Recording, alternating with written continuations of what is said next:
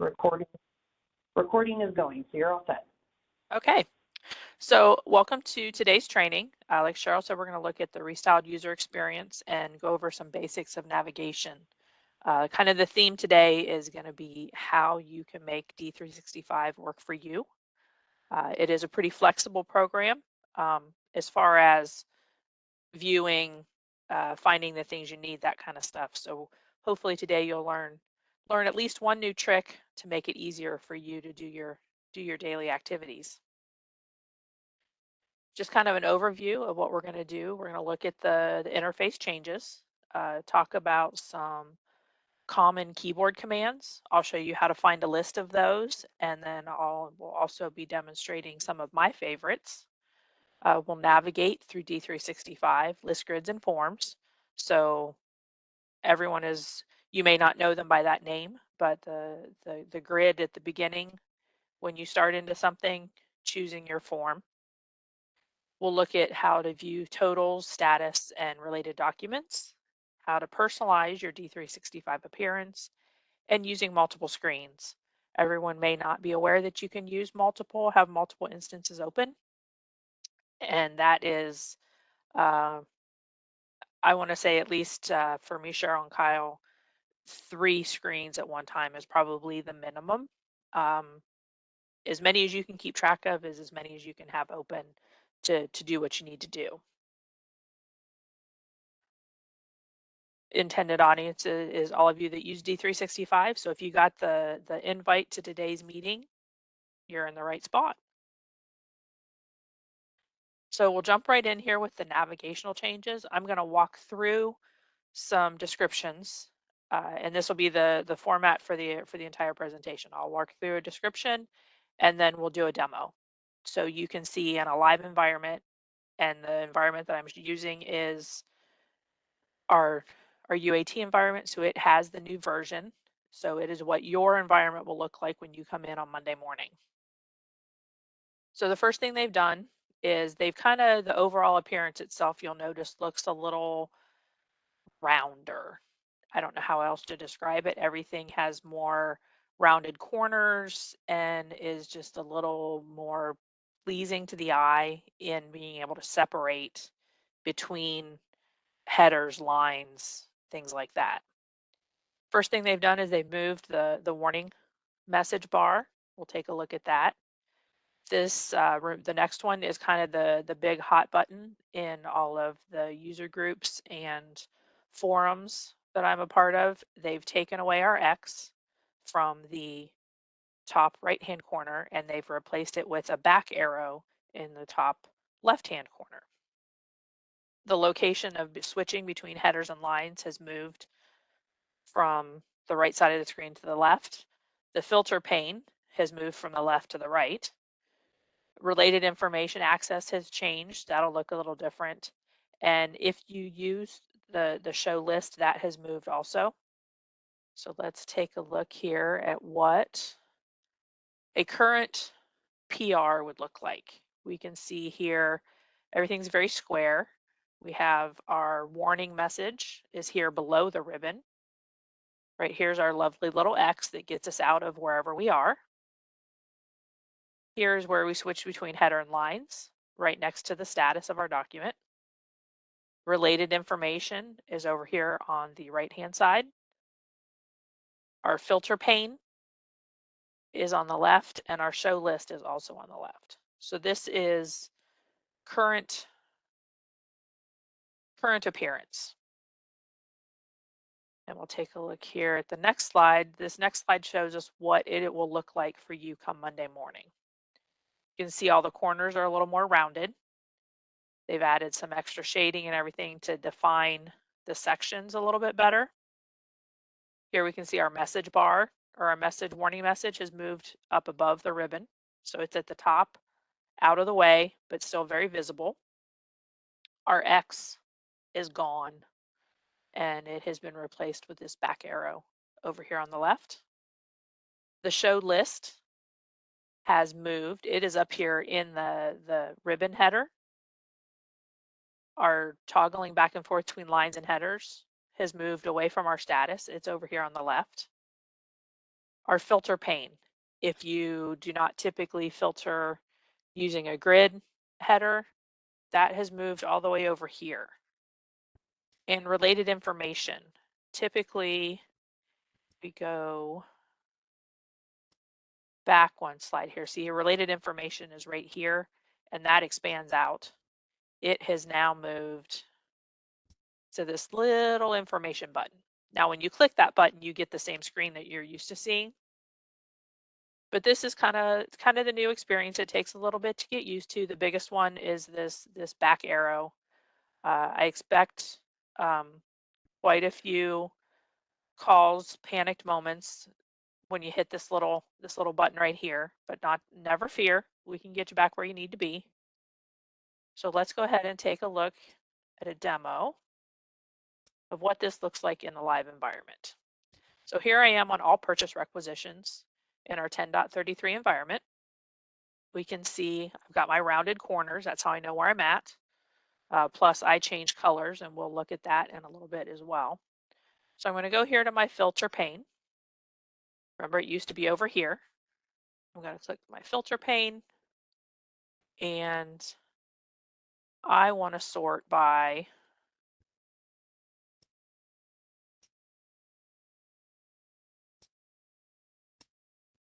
purchase requisitions that were created by me.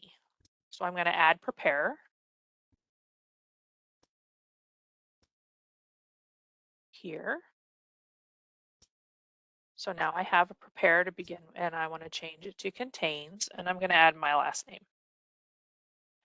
And what we're going to see it do, and this is, we'll go through a little more of this demo at the further end of the, but what I've done is I've filtered it down to I'm only seeing purchase requisitions created by me.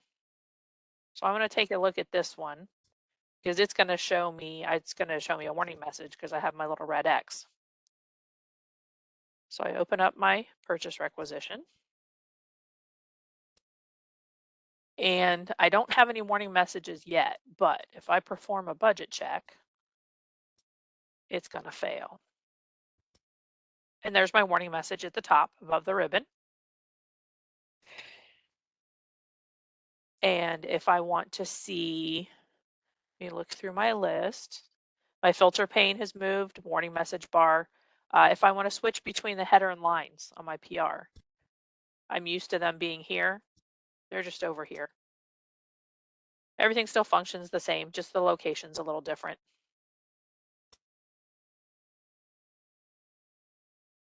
I want to see related information. That's a big one. I think it's used quite a bit.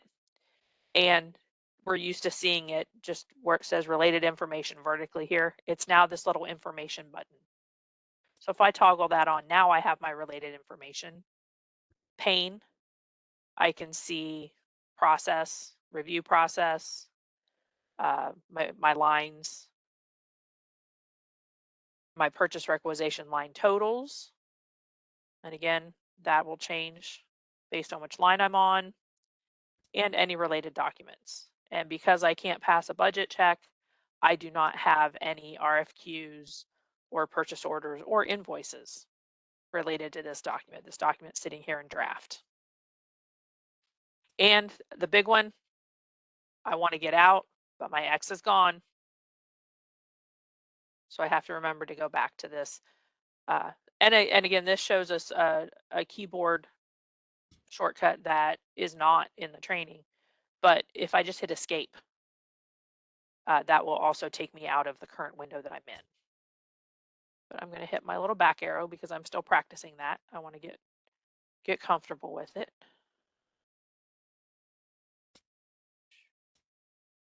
So that's an overview of the visual changes that are coming.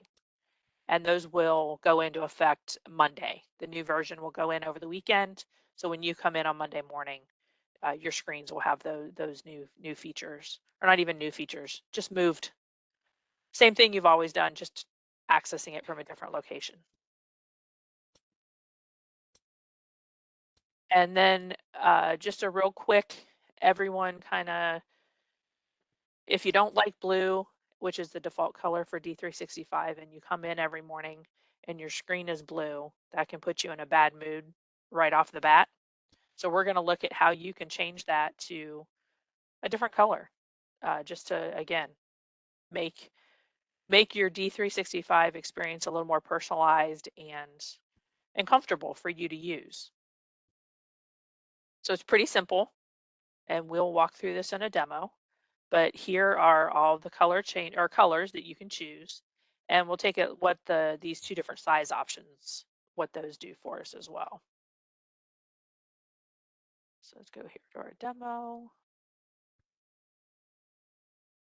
and let's look at it here.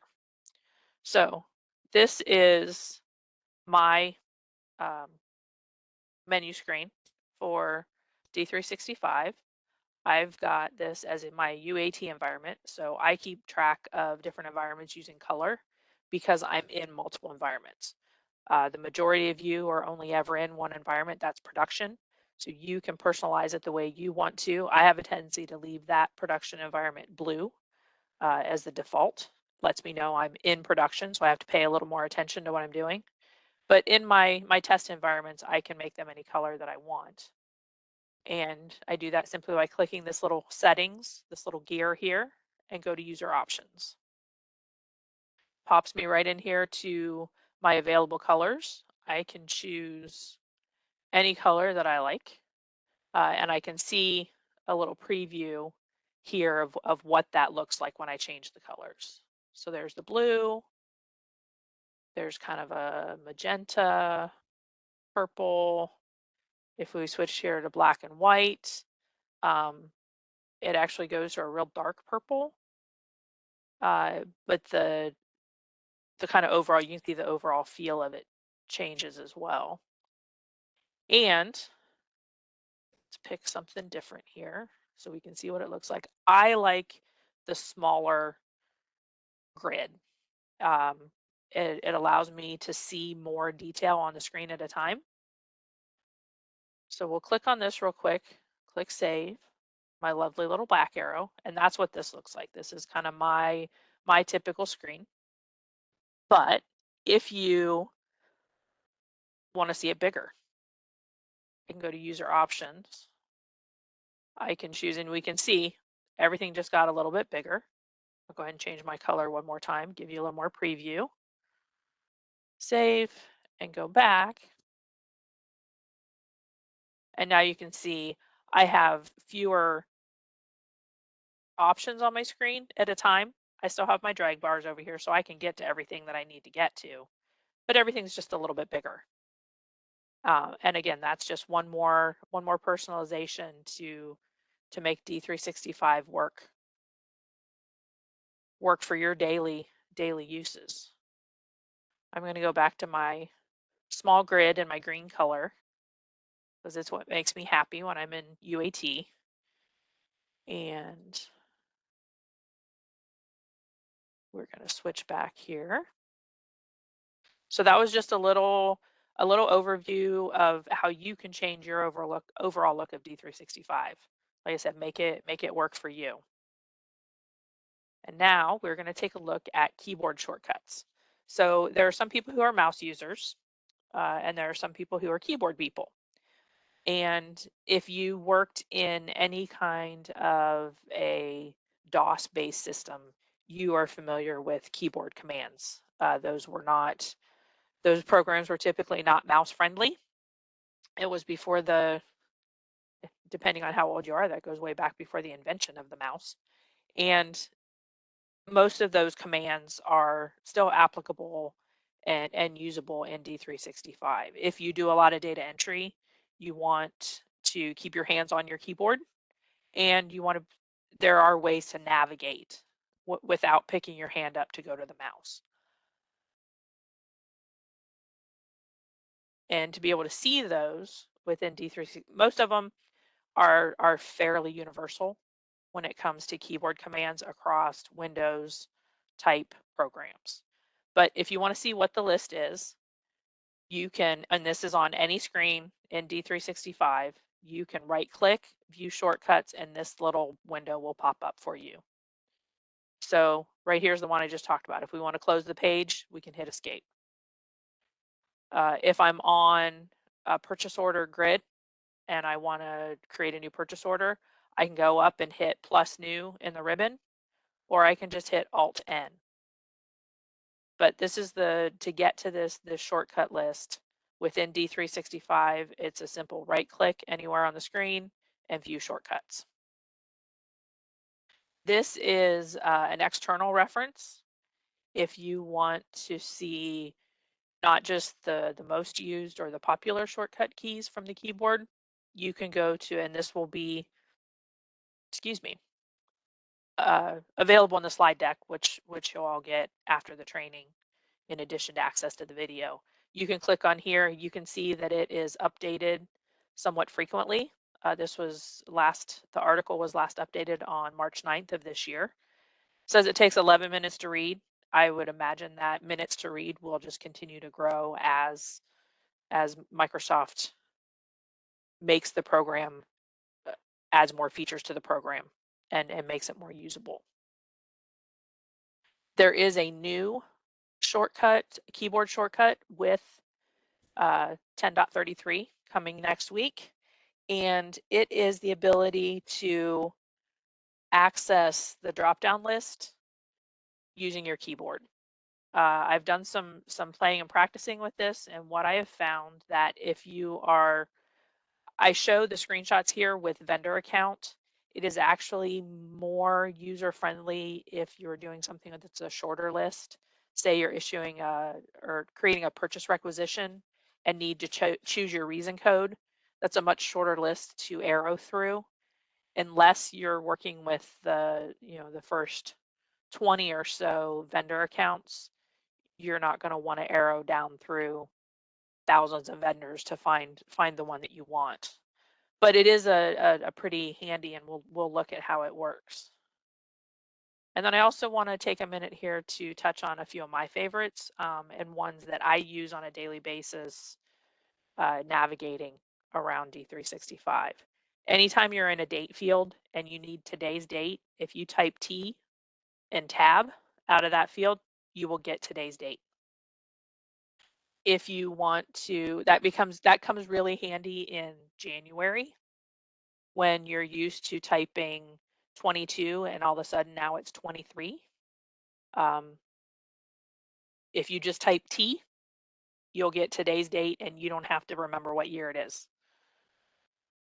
If we want to create a new record, again, if I'm on a purchase order grid and I want to start a new purchase order, I can hit plus new in the top left-hand corner, or I can hit Alt N on my keyboard.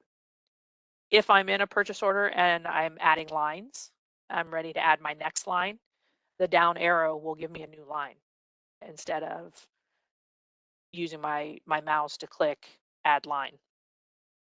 Moving through fields, a tab takes you through the fields on a screen in sequence. I use this. This comes in really handy with invoicing.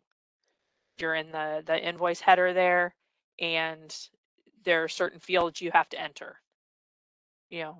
That pulls up. I believe you default to invoice description.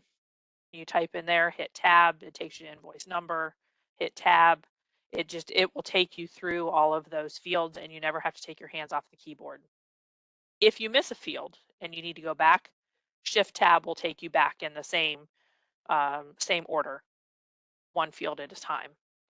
And if it's something that you need to toggle off or on, and these are typically like checkboxes, I do this when, this is most often I use when I'm setting up new users.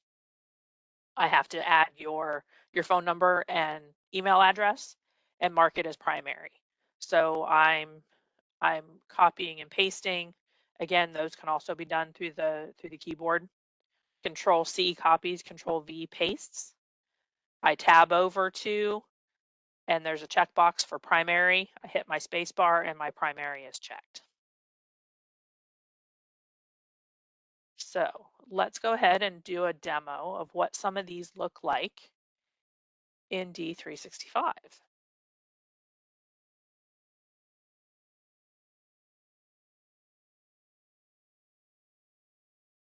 So here we are in D365. Let's actually go to our purchase order screen because we can navigate. There's quite a bit of navigation that needs to happen in this screen. So here I'm in purchase orders, and I know that I need keyboard shortcuts, but I can't remember what they are. I'm going to right click, view shortcuts, and there's my list. When I first started in AX way back, it was AX 2009, all of the consultants had this as a printed. We all had this printed out and push pinned to in our cubicles right beside our monitors. You can do that if that is what works for you.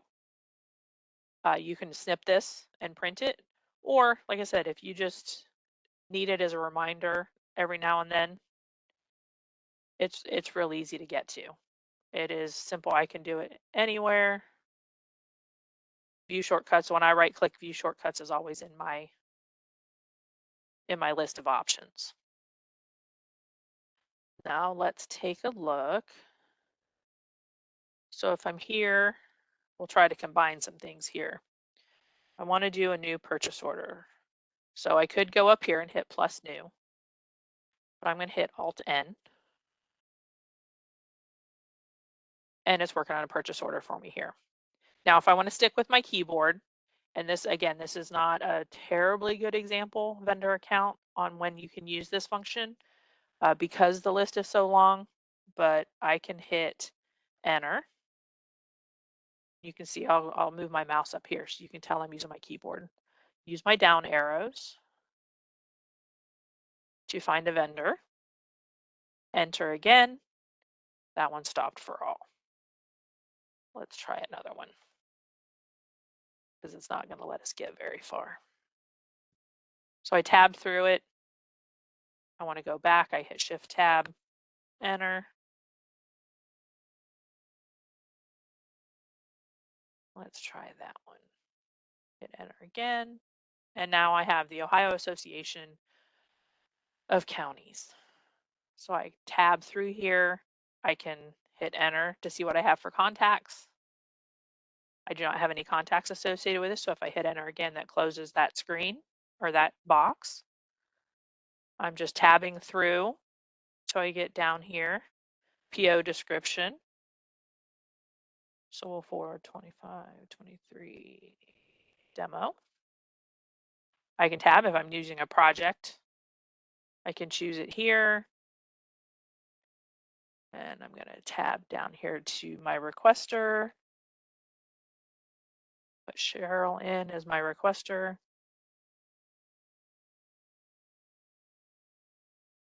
Did it like that? It did not. Now I'm going to cheat because it's fast and I'm going to go back to my mouse.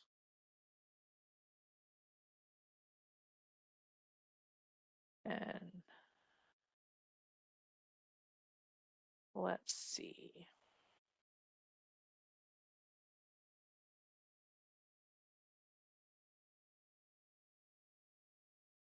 This one, because of the way this dropped, it's not actually a drop down, it's opening another menu. It doesn't work through the enter quite as smoothly as some of the others.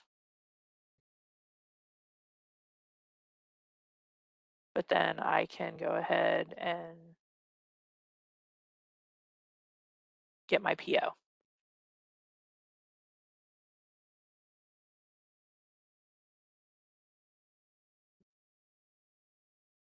What else do we want to look at? We looked at our drop-down list. We looked at how tabs can make our life a little easier. Go back here. Alt N for a new record. If I'm in my header here, this is a good, I want to change my reason code. This is a good one to hit my enter.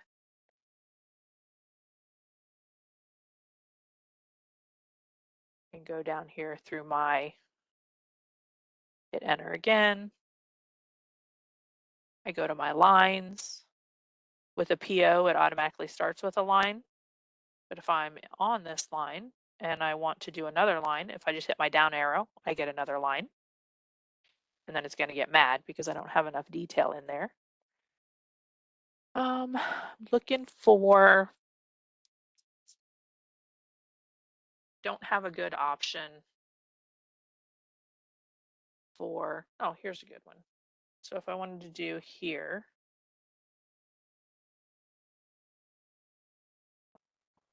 toggle off and on.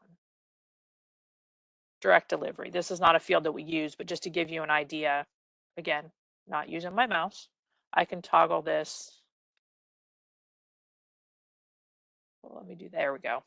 Because it has to be one that we do use. On hold, I can toggle that off and on.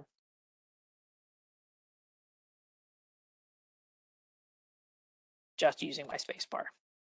Ah, now it's giving me extra because of where I'm at.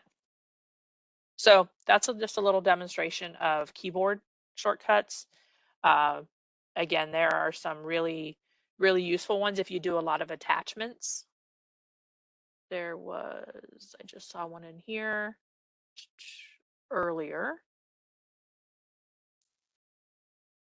on, and I'm going to apologize. I don't remember it off the top of my head because I don't do a lot of, oh, there it is. Attach a document. If you hit Control Shift A, it'll open up your, the same thing as clicking the paper clip. So that is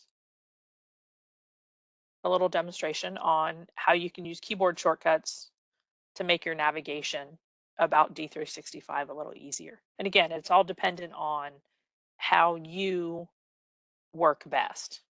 I have a friend who never takes her hands off the keyboard. She doesn't use her mouse unless she absolutely has to. She does not work for the city, but she does use D365. She does accounting for a manufacturer, and everything that she does is keyboard driven. Next, we're going to talk about how to find what you need within D365. And this is,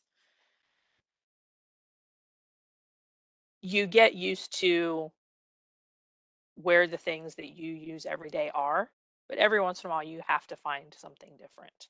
So I want to review how you can do that in the most efficient way. Again, there are multiple ways to do it, and we're going to look at all of those options. You can pick the one that works best for you. The first way that we're going to talk about is the navigation pane. And you have the ability, when we look at it in demo, we'll go over this a little more in detail, but you can pin that open so that that navigation pane is always there. I keep mine collapsed because I like more real estate for my information, but it is available to have it open at all times. And think of this as your kind of table of contents. You can, if you kind of know where you're going or what you're looking for, you can start from here and find it. And then if you think of your search bar as more of an index. So if you're at the front of the book and table of contents, you look down through the chapters and say you're looking at a cookbook. You want to make a soup. You start with soups, you go to hot soups, you find potato soup. Say you have potatoes and you want to know what to do with them. That's when you're going to use your index. You go to the back of the book, you look for the word potatoes, and then you're going to find all the pages that mention potatoes. This search bar is more of an index. You start to type something and it will, so in this case, my screenshot here, I started to type encumbrance, and it's going to show me the different menu items that are available and the breadcrumb bar to help me decide whether this encumbrance option is the one that I need, or do I need outstanding encumbrances? So just a little, you can start out pretty general here. Obviously your list will be longer, and then you can narrow it down as you start to see what some of the options are. And then this is something that if you do any kind of cashiering financials or if you're doing AR. So this is a very small pool of people currently. If you're doing free text invoicing, so these are my fire prevention and DPS people. You're familiar with the free text invoicing workspace. Same thing with cashiering. If you're doing anything with point of sale system, you're familiar with this cashiering financials workspace. This is something that we want to expand on. Excuse me. Microsoft creates some out of the box roles and workspaces that go with those roles. Here at the City of Columbus, those don't fit particularly well with the way we do business. So we have all custom roles. So one of our future projects is to work on workspaces, and these are some of the first ones that we'll be looking at. So if you do invoicing, there would be a workspace that has all of the menu items and places that you need to go to effectively invoice. So we'll take just a quick peek at those during our demo, just to kind of give you a little preview of things to come. And those we do not currently have a schedule for that. Just that they are on our board for future plans. So let's go to our demo.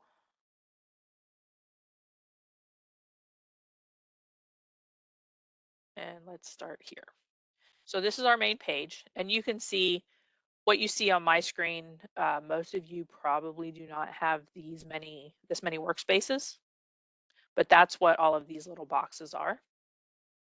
So over here is my navigation pane, and I can click on that. And if I want to keep that open, if I just pin it, everything shifts, and then that becomes a normal view for my screen.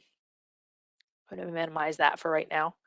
So if you've been in any training with me before, this this is kind of our default button. When you don't know what else to do, go home and start over. So this little house, and we've added that same home button is available in point of sale. When all else is lost, go home. So the next thing option we have under that is favorites. And you can see I have quite a few things favorited. And most of this is based on either work user maintenance work that I do in D365 or help that I provide commonly through Tech Desk. So if we want to make something a favorite, so right now to get to something that is already favorited, I have advanced ledger entries as a good example. If I just click on that, it takes me right to the list grid. I can remove that from favorites.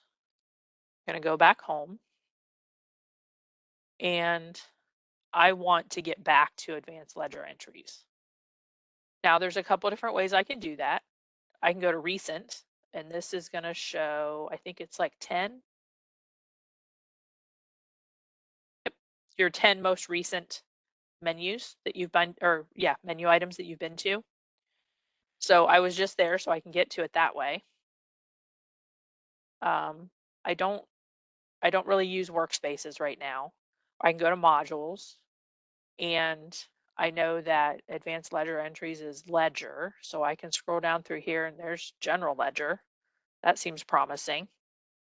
And then I can look here. And again, what you see here will be based on your securities. So when you're looking at my screen, you're seeing a lot of information. Yours will be automatically narrowed down by what you have access to. So I can try to find it from here. Oh, and there it is. It's under journal entries. But say I had it, I accidentally unfavorited it. Somebody was helping me out and they said, look, here, we'll just favorite this. You can always get to it. And now I don't know how to get back to it. So I can go over here to my search and type that there. And in this case, I know what it is. So let's just start with All I did was type the word advanced. We see we have a whole list here, and it's going to attempt to give you the most highest matches, likeliest matches first. So we can see I have advanced ledger entries, journal entries here. And it also gives me my crumb path. So this is what we always called in 2009 a breadcrumb path on how to get to where you need to be. So instead, I can just click on it here, and it's going to take me to my ALE screen.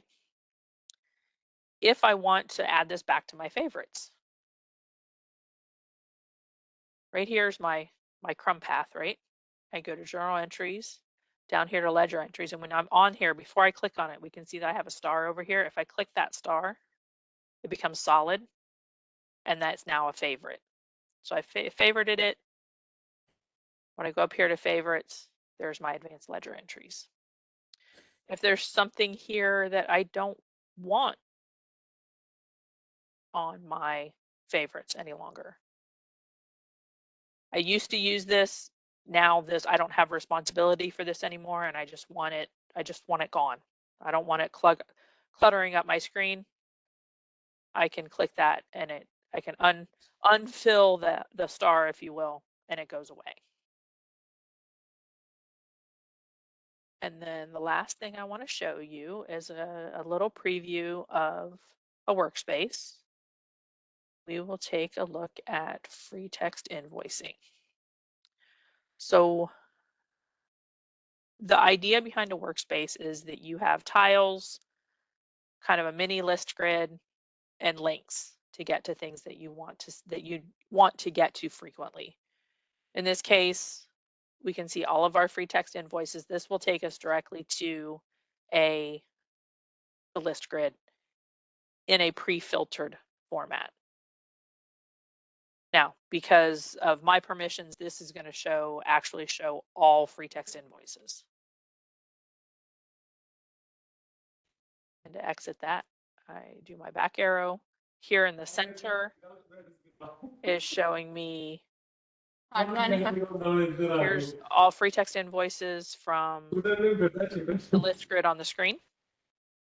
And again, it shows me just some simple information. I have invoices.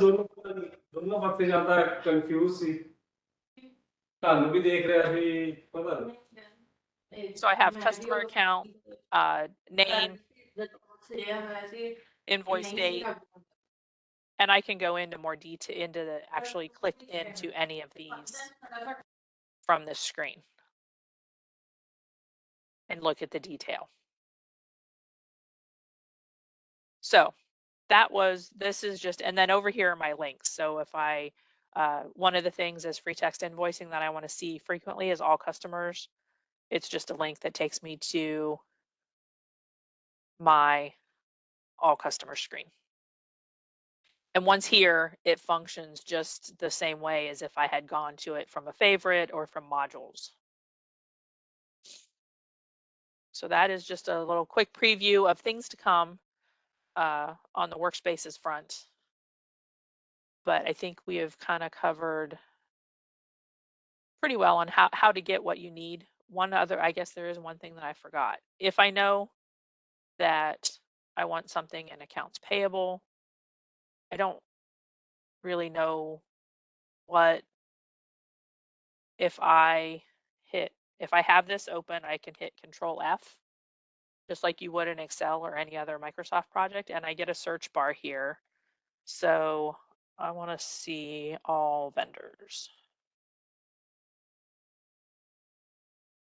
And you can see over here that it is highlighted what I've searched. This only works when you are in a module. So you have to know where you want to start for the Control F feature to work, but it is super helpful.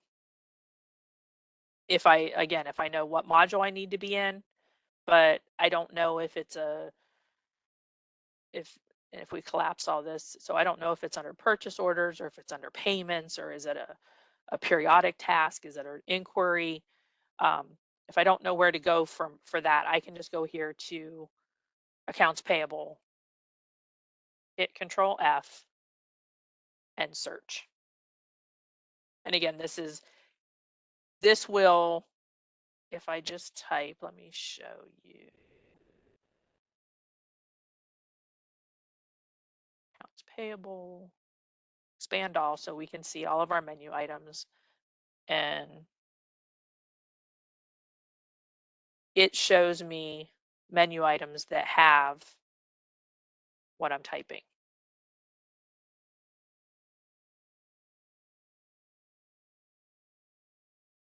So we unpin that, close my search box, and let's go back to our presentation and see what's next. List grids. These are our bread and butter, right? This is how we get to anything that we need to do in D365, and these still function exactly the same way. There are no changes with the new version, but I wanted to touch on this because we have a lot of new users, and give everyone an idea again of how D365 can be personalized to make your life easier. I'm going to read through the list here, and then we're going to jump right into the demonstration of all of the things that you can do on a list grid. So you can resize your columns. You can move your columns. You can add columns, hide columns. You can sort. Uh, you can group if you need to. You can filter, and there are different methods and criteria options for filtering. We'll take a look at those. You can add a footer.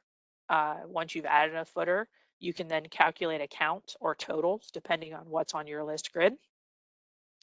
We took a quick look at how the filter pane functions on a list grid, but we'll go ahead and delve into that a little bit more. Anything you have on a list grid can be exported to Excel, and there are two different ways that you can do that, whichever one you're most comfortable with. Once you get your list grid in the format that you are most comfortable with, you can save it. You can make it as your default. You can have multiple views saved and retrieve them based on what you're doing in that particular list grid. And then we'll take a look at some default views that have been created based on the the processes that we expect you to use for certain things like POs, purchase requisitions, things like that. There have been some default views that have been created. You can also go to one of those, retrieve one of those City of Columbus views, customize it a little bit further to your liking, save that, and pin it as your default. So let's jump into a demo here.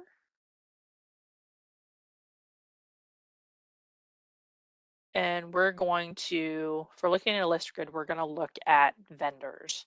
And I may end up switching this to purchase orders, but we'll start here with vendors. So I want to move columns.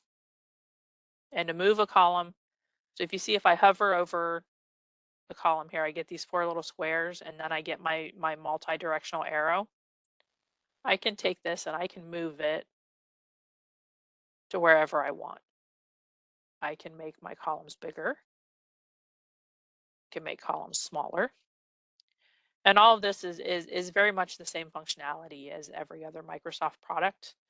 If you think of this, if you use Excel at all, and think of this as kind of a modified Excel sheet, it functions much the same way. If there's something here that I don't want to see, I hover over that particular header, right click, and I can hide a column. If there's something about a customer record that I want to add to my view here, there are these three little grid options dots over here. I can click that and insert column.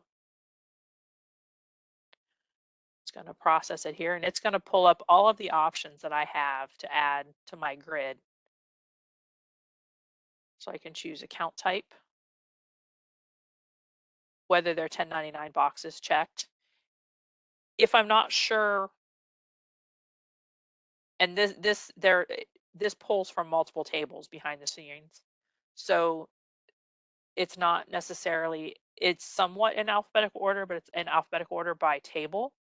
So if there's something that I know I want to add here, but I'm not sure what it's called, or I only know part of the column header, I can go here. I can search contains terms, hit apply, and it's going to show me what my options are. So I can click both of those, hit update, and it is automatically going to add those to the right side of my grid.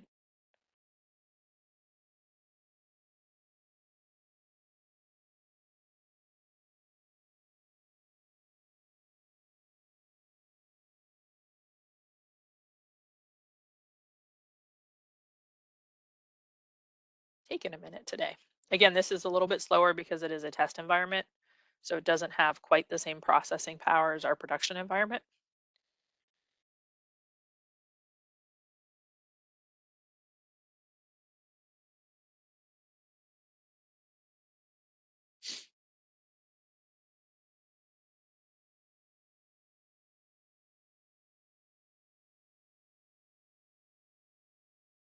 And I do know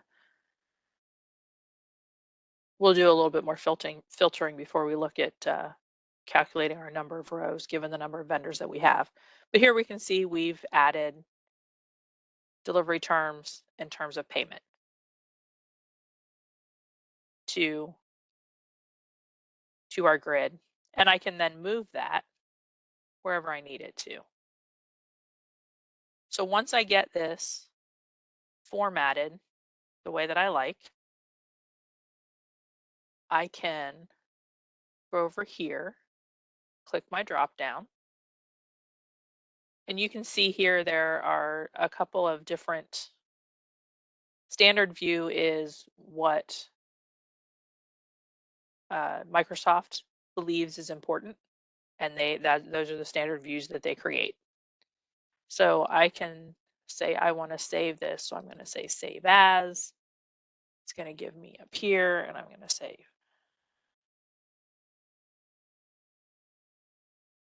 call it whatever I want. I can give it a description here if I can just call them view 1, view 2, view 3, add a description to what it is that I have intended with that particular view. I'm going to pin that as my default. Legal entity, we only work in one legal entity, so you can leave that selected at all and hit save. I'm going to say yes. And it's going to give me a little warning message up here that it has refreshed all of my fields. So so if I were to click this now, we would get a little message box and we would be waiting um, probably 5 to 10 minutes for it to calculate the number of rows of vendor files that we have, or vendor records. So I'm going to narrow this down. And one of the ways that I can do that is I just want a list of everyone. I don't know how many vendors we have that their 1099 box is noted as an NSC-01. So I'm going to click here on 1099 box. I click my drop down. I can filter. These are all the different criteria that I can use. I can say is exactly, it contains. If I want to know everybody who is not NEC01, I would say is not and put it in there. My most frequent ones are contains, just because that gives me some leeway. If I mistype something, I can only remember, is it receipt or receipts? Things like that. If I just hit contains and type receipt, it's going to be a little more forgiving. In this case, I know exactly what I'm looking for, so I'm just going to paste it in there. I'm still going to leave it as contains, and I'm going to hit apply. So now we have a list of all of the vendors who are 1099 NEC01. And I want to further narrow this a little bit. that is not on hold all. So we're going to hit apply again. And now we can see all I have are vendors who either not on hold or just on hold for payment. And that should have narrowed my list enough that I can hit this calculate button.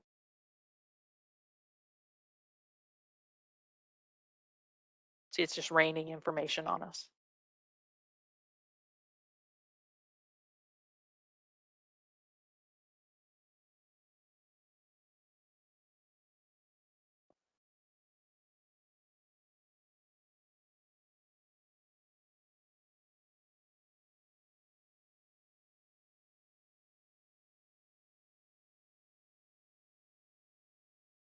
Doesn't look like I filtered it quite enough.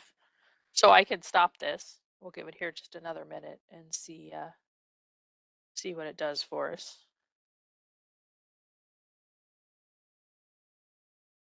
Let's go ahead and stop that because it doesn't benefit you. But let's filter it even just a little bit further. I know this makes for a short list. And what I've done is I've basically said, and you can see all of the columns that we have a little funnel. So those are the ones that I have filtered on. So in this case, I want vendors who are not on hold all. I want vendors who uh, contain the name Thompson and have a 1099 box of NECO1. So now I have a much more manageable list to look at some of these other things. And I can see my number of rows is 21. Now, if I want to gain some more real estate, I can turn this off. I can turn my footer off by just going up here to hide footer. And to turn it back on, show footer. If there's something I want to filter further in here, or from the wide open grid, you don't have to narrow down using columns. That is just one way that you can search. If I go over here to my filter pane, I can click on this. And it is also going to, in addition to allowing me to add additional filters or do my filtering over here, it's going to show me in one little snapshot what filters I have engaged. So again, a 1099 box that is NECO1, a vendor hold, which is not all, and a name that contains Thompson. I can add additional filters. And again, I get this same list of options to add to my grid to filter on. And I can reset it. Reset it. That sounded very proper. I can reset it here, which will clear all of these out and open this back up. So if I hit reset, takes a minute, but I go back to a wide open view. And this is something, again, this is something you can leave open at all times. I like maximum amount of real estate for information, so I keep this closed.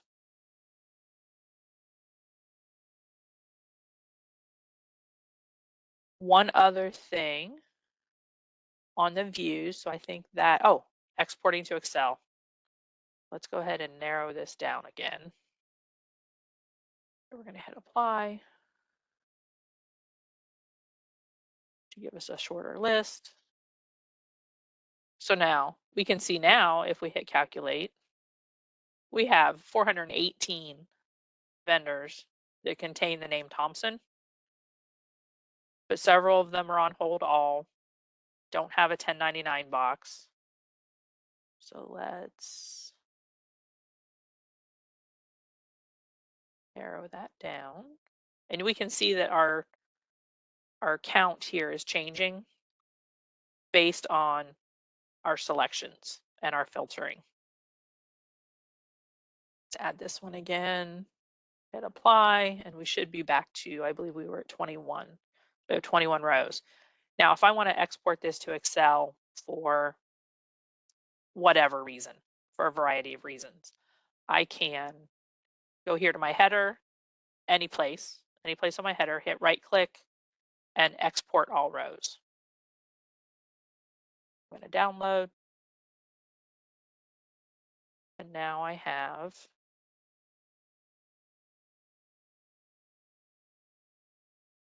an Excel list that is exactly what's on my screen. Another way that I can do that is this is a little Windows symbol. So if I want to open it in Microsoft Office, I can click there, open in Excel. I'm going to go down here, export to Excel, which is what should be visible for most of you, and download. And it should open the same thing for us.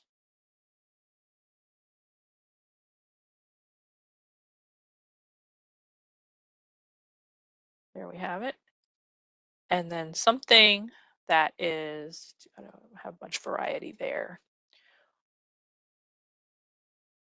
If this is not a good example of using this because I can search based on Thompson, but one of the, if I have, I can copy this. So I have this list of vendor accounts. I can copy it. Oh, forgot I had two open. I go back here, go to my filter and reset. So I am back to my wide open list of vendors without any filters. I can go to vendor account, choose is one of, click here. I'm using my keyboard. You can also use your mouse. Paste in that list of 21 vendor accounts and hit apply. And now I'm filtered back to. So you could do that on terms of payment. You can use that function in any, if you want to see vendors who are on hold for payment and all, you could hit is one of. If you're looking for, if you have a known series of PO numbers, that's another good, and you can type that in individually, or you can, so here, I can say begins with is one of, say, N30, hit tab, it gives me another line, and 14.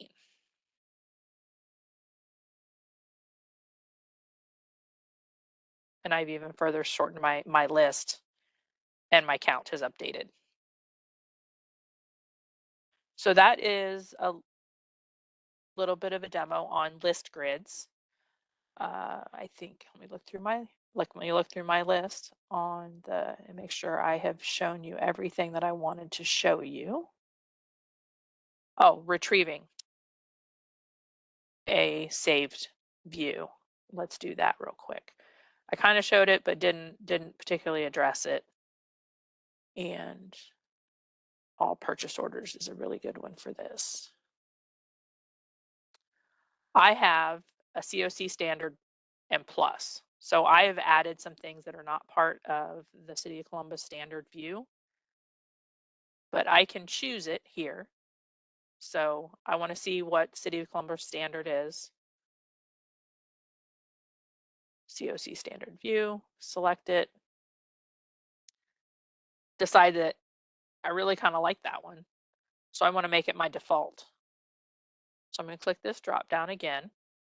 I have these three little dots, and this time they're horizontal, but it tells me I have more options, and I can just pin that as default. So now, anytime I come to all purchase orders, I'm going to have this standard view. And again, on a lot of the screens where City of Columbus has defined a process and want you to have particular information available on the grid, these standard views have been created, and sometimes we'll push them out to users, and other times we there and make it available. We can look at what Microsoft standard view thinks we should be. And if I wanted to pin that as a default, I could. I want to go back to my standard. So I'm going to choose it.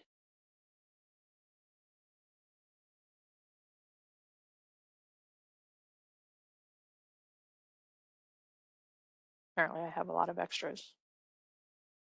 You can also, I don't recommend it because it can get a little finicky. And if you understand that it's gonna be a little finicky, you can pre-filter. Let me pin this as my default.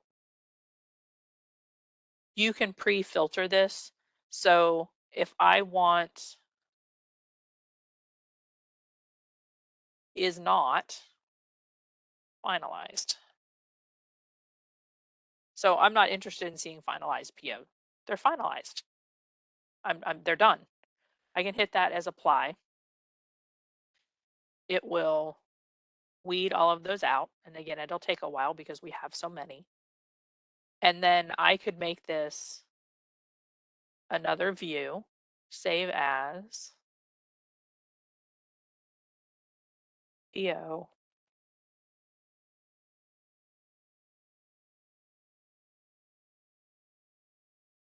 Not finalized. I don't want to pin it as my default. I just want it available to switch to. And I'm going to hit save. So when I come into POs, this is going to be my default.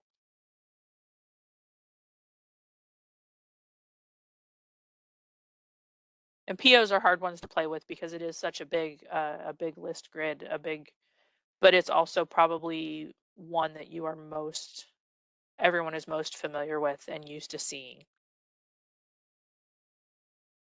So I'm switching back to my standard view. And then I can just, again, I have a view that is pre-filtered to not include finalized. I can choose that. And it's going to go to that automatic filter without me having to remember, oh, is it that I filter those when I want to see the ones that aren't finalized? That kind of thing. So there's, like I said, there's a lot of ways to make it work for you. So let's go ahead and minimize that. And now we have individual records. So I've worked with my list grid. I've found the record that I need. Now what do I do with it? So we're going to take a quick look at fast tabs. So you can collapse and expand those. Again, what it does is it gains real estate on your screen. Headers versus lines, how lines kind of function like a mini list grid, and how you can see more line details, status documents, related information. We kind of looked a little bit on that back in the beginning when we were reviewing changes to the user experience. So we'll take a quick look at that. Functions from the ribbon. There are a lot of things that you can do at the line level that you can also do to the entire document from the ribbon, and how to get those multiple views to make your life, again, easier on how to navigate D365. So we are going to switch back here to D365.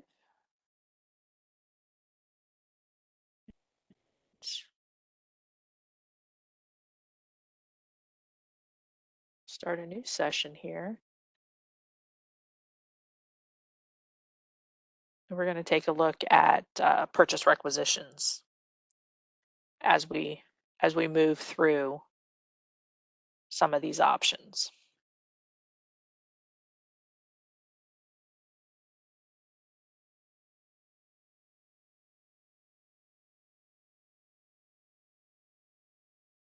So here we are on purchase orders. And again, I have purchase requisitions as a favorite because we get lots of questions about those. So I'm going to go to all purchase requisitions. I could also go through modules, procurement and sourcing, purchase requisitions. I could go up here and search for requisition, purchase requisition. But again, I use it all the time. I have it as a favorite. So I'm going to get to it that way.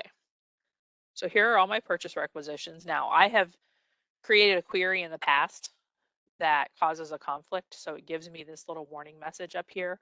I can load the query, or I can just say, yeah, I know you don't like it, and close that and be done, which is usually what I do. Because it was a query that that we had to use way back when I first started for finding an error. So I'm on my purchase requisitions, I'm on my list grid, and I want to take a look at one that I have in draft. So we'll take a look at this purchase requisition.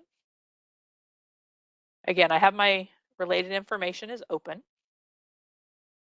So I do not have, this one is in draft, so I don't have an RFQ, I don't have a purchase order, I don't have an invoice.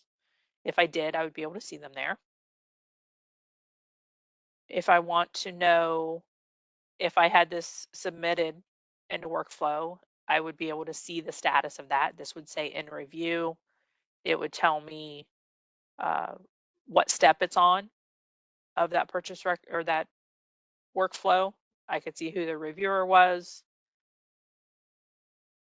I can go down here and see line totals, which one of the things I was testing on this particular purchase order was, can I get out of the line without putting in an amount? And it appears that I can.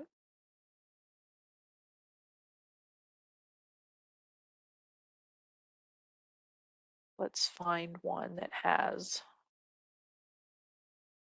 multiple lines.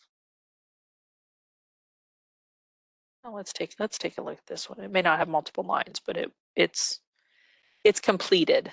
So it does have multiple lines. So we can see over here, I can get more real estate by closing my related information, which means I can see more of the lines. Or I can turn on my related information. I can see that the review process is closed. These are similar to these are actually like little mini fast tabs. When my arrow is up, I'm seeing the detail. If I click that, my arrow is pointed down and it just consolidates it so that I know what would be contained there if I opened it, but I don't have to see all the detail. I can see my line totals, and I can see related documents. And this particular purchase requisition effectively turned into a purchase order. If I want to look at that purchase order, I can click this hyperlink. If I hover over it, I can see some quick details. But if I click the link, it will actually take me to that purchase order.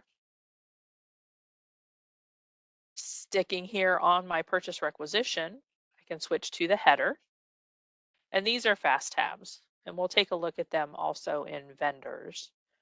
But here I can see my purchase requisition header and the history of such.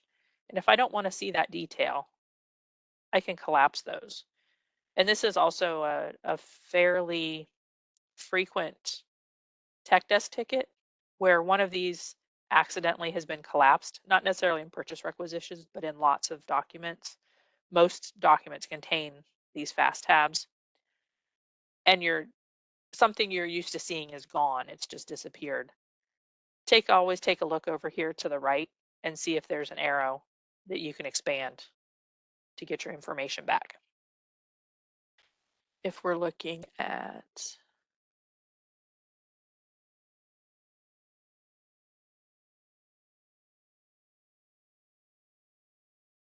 got an extra screen up here I don't want to see.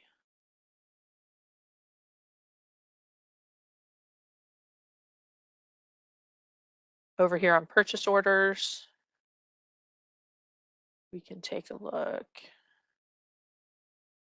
I guess one thing I did forget on list grids are sorting of your columns. You can do newest to oldest, oldest to newest. They can also be grouped. So if you want, it allows me to do that on.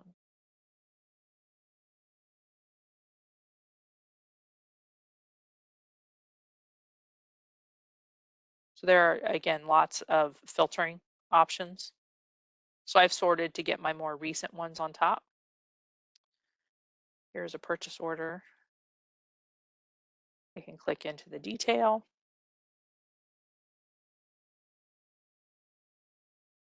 And purchase order headers have more fast tabs than a purchase requisition. So this is a good spot to show you how they can be collapsed.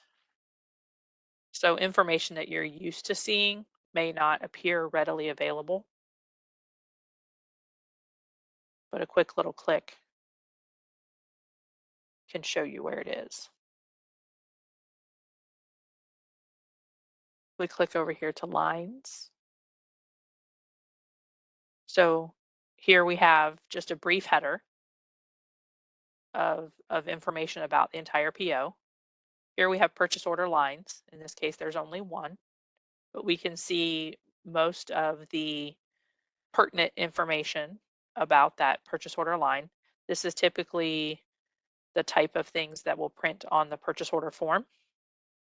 But then we can go down here into line details and see more detailed information. So in this case, here we have our purchase requisition that generated this PO. We have our GBR, which is funding this PO. We can click over on setup. We can see that from here, we can see when it was created, what kind of invoice matching it has. We can click on address so we know what the delivery address is going to be. If we have a project, if it is a project related PO, we can click here and see our project information. Typically, delivery and picking are not loads. There's a lot of other information down here that the City of Columbus does not use. But the general tab, setup, delivery, address, I'm sorry, address, project information are all useful pieces of information that we might want to use here. This one is confirmed. So let's go back, go over here, and I want to look at how we can do some of the and see some of the things that we need to see. This one's closed. Let me get back to one that is in draft.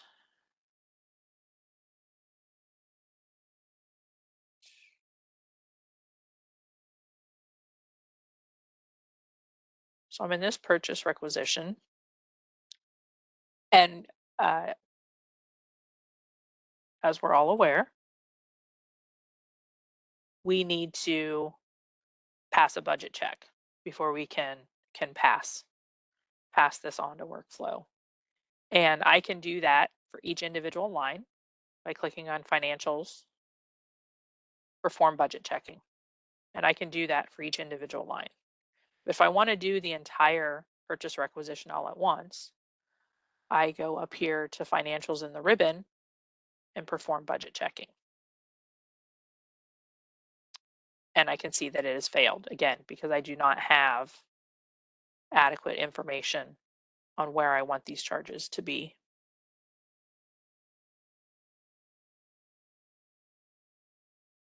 See, every time I click on my other screen, my demo disappears. I can also see my totals from up here. Let's go back to purchase orders. One of the really useful, so here we can view totals. So this is going to show me calculations and totals about my purchase order. And one of the other things that is used quite frequently is if we go to the general tab and line quantity. So this is going to show me all of the lines on my PO and the status of those lines. So in this case, we can see that the quantity is 500. We've not invoiced anything. Therefore, we don't have an invoice remainder to worry about. There are no pending invoices. We've not received anything, which means our entire quantity of 500 is a delivery remainder, which leaves an ordered quantity still open of 500.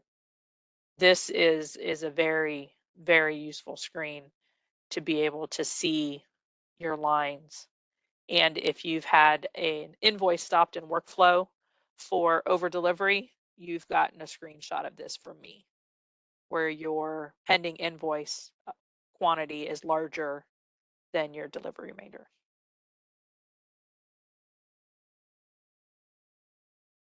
And I think the last thing that we want to look at from our screen here is multiple views. So I have a grid of POs. And in this case, I've got POs not finalized. And I want to be able to look into each of these or look into this vendor account. I want to look at additional information relating to this, but I don't want to lose this grid. I don't want to export it to Excel. I want it to be here. I want to look at it elsewhere. So I can do a couple of things. From here, I can click this little button right here, which is open in a new window. So it's going to open a new version of Excel for me. It's going to give me the view that I was on, and it's going to take my original screen back one view. So now I can keep this and I can go do what I need to do back in my original screen.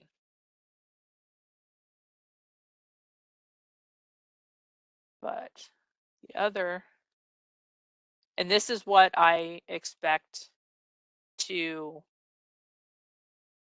throw some of you off as we switch to the new, is you're so used to going up and clicking, and the X is not going to be there.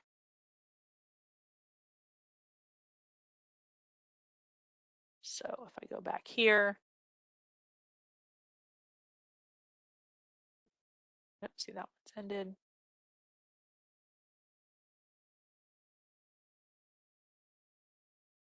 Again, I'm not sure what I'm doing, so I just went home. Let's go to all customers.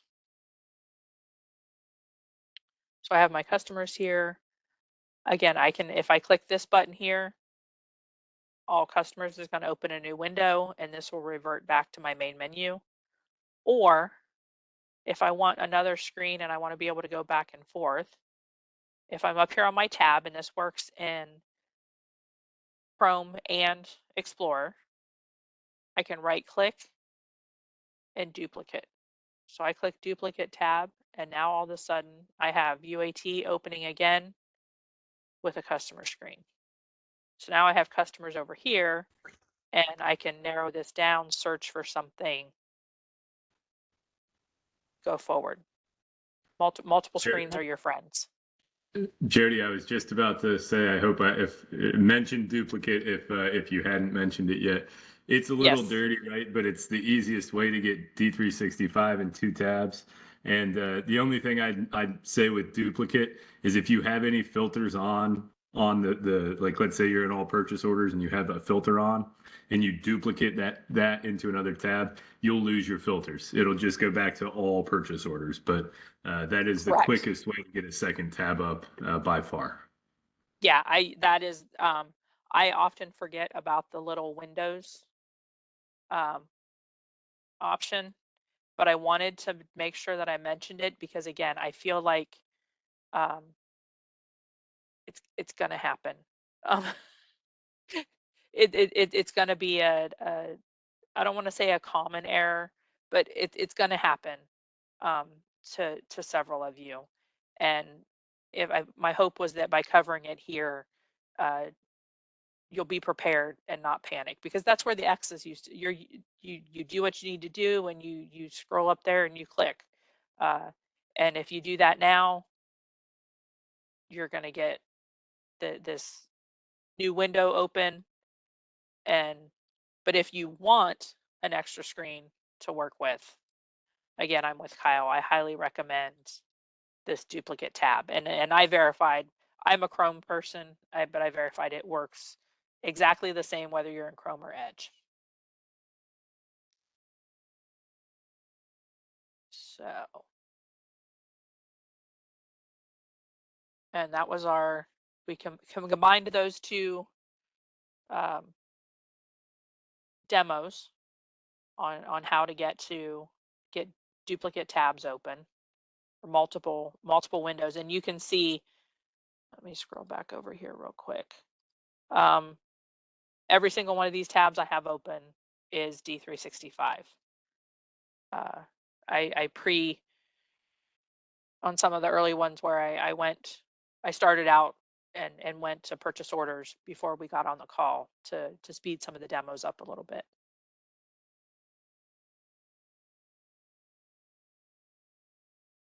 And here we are at the end. We reviewed the interface enhancements, some changes that you're going to see on Monday. Looked at how you can find and use some common keyboard commands. And again, this is none of it is mandatory on the keyboard commands. It is all designed to. Matter of fact, the majority of this presentation and this training is designed to help you make D365 work for you. Ways to customize the view, how to get the information that you need in the shortest time possible. We looked at how to view your record totals. We didn't go into a whole lot of depth on that, so if anyone has any further questions, definitely let me know. How to see your status and related documents. Again, anytime you see a piece of information that is blue and underlined, it is a hyperlink, and you can click on that to get to the detail of that piece of information. We looked at how to personalize the appearance and how to access multiple screens. So I would like to wrap that up. If you have any questions, if you run across any issues, submit through Tech Desk. Kyle, Cheryl, I will help you out with that. And this, along with lots of other useful training and information, is available on the intranet site. And I believe we all have them in our email signatures now. And that's always, if you just have a question that says, where can I find a video on how to receive? You can shoot that to one of us, and we will point you in the right direction to get you the training that you need. And that is all that I have.